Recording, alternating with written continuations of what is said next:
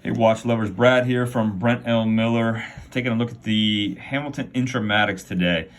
So here on our left, we have the automatic, and on my right, we have the new hand-wound version.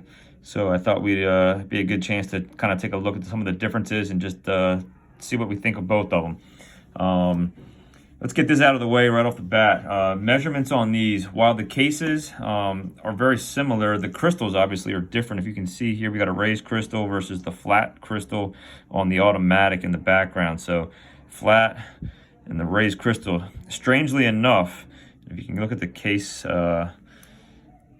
shape, I got the exact same measurements on these. So even with the raised crystal, you know, the measurements were nearly identical. And by that, we're looking at a 49 millimeter lug tip to lug tip. 40 millimeter case on both of these. Actually came in at like 39.6 on both of these. So just a smidge under 40 millimeters on both cases.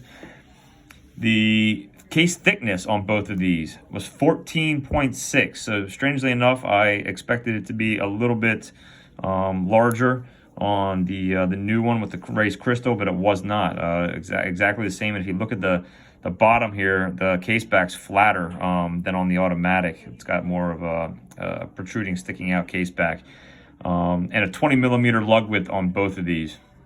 So let's talk about some of the differences. Obviously on this dial, you have the tachometer scale in black on the outside chapter here. You have a date on this.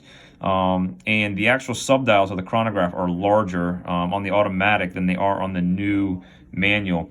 The new manual obviously does not have the additional color scale on the outside here.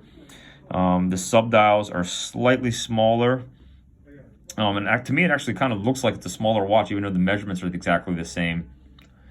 Additionally, no date on this model. And you can obviously tell by looking at these that the loom, you have more of the faux patina on the new mechanical hand wind versus the automatic. You know, some people I know love that faux. Other people, it's not for them. Case backs, looking here on the automatic versus the new hand wind, just more of a straight older style Hamilton logo with the H. If you're asking for my opinion, I mean, obviously, I think both are great examples of affordable chronographs. I'm thinking the hand winder. I like the new one. Something about it to me, just like I said, I feel like it looks aesthetically a little bit smaller. The faux patina is okay with me. I like the smaller subdials, and I'm okay without the date. So for me, I'm taking the new one. But again, I don't think you can go wrong with either one of these. To see both of these on a 6 3/4 inch wrist, check out our Instagram page where we post wrist rolls of both of these watches.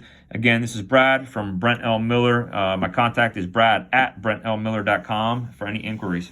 Thanks.